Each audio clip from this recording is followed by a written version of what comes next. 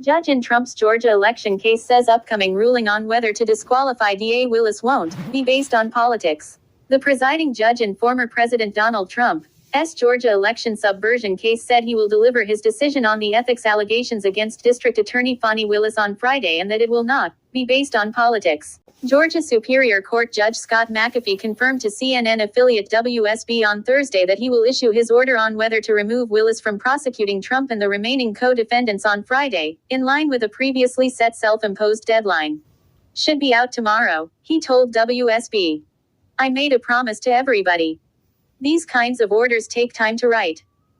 I need to make sure I say exactly what I want to, and I plan to stick to the timeline I gave everyone. McAfee also said his ruling will be based on the law. The message I always want to convey is that no ruling of mine is ever going to be based on politics, he said. I'm going to be following the law as best I understand it.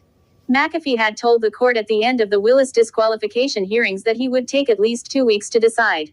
Trump and others in the case are seeking to disqualify Willis after accusing her of financially benefiting by hiring her special prosecutor in the case, Nathan Wade, with whom she became romantically involved. The judge previously spoke about the case during an interview last week with WSB Radio in Atlanta about the challenger he will face in his re-election bid. I am calling as best I can in the law as I understand it.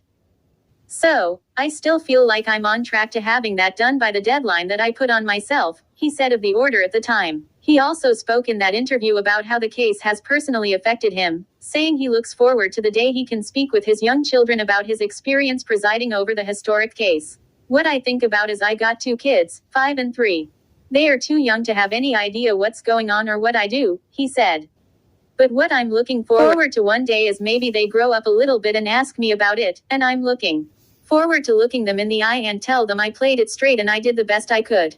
To the latest in Georgia's election interference case. Tomorrow, Judge Scott McAfee expected to rule on whether to disqualify DA Fani Willis from the state's RICO case against former President Donald Trump. And there's a lot riding on this decision. The story's getting national attention, of course, and we have live Team 2 coverage tonight, beginning with Channel 2 investigative reporter Mark Winnie. And Mark, you spoke exclusively today with Judge Scott McAfee. And you may have seen lots of Judge Scott McAfee on the bench here at the Fulton County Courthouse, presiding over the election interference case. But sometimes if judges want to keep their jobs, they've got to run for election. And today we saw him at a Civic Club meeting and got in some questions. What can you tell us about the timing of your order on the DA disqualification issue? So I made a promise to everybody. These kind of orders take time to write. I need to make sure I say exactly what I want to. And I plan to stick to the timeline I gave everyone. This week?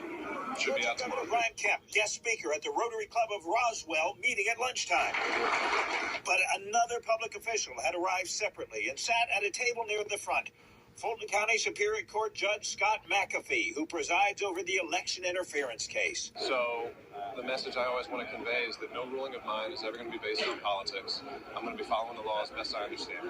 For a Superior Court judge who wants to retain his or her seat but has opposition, there can be the job of campaigning.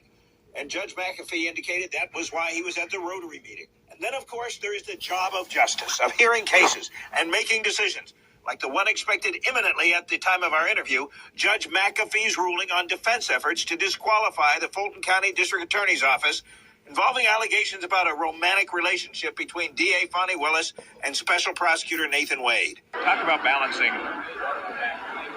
the job of campaigning to keep your seat. Sure.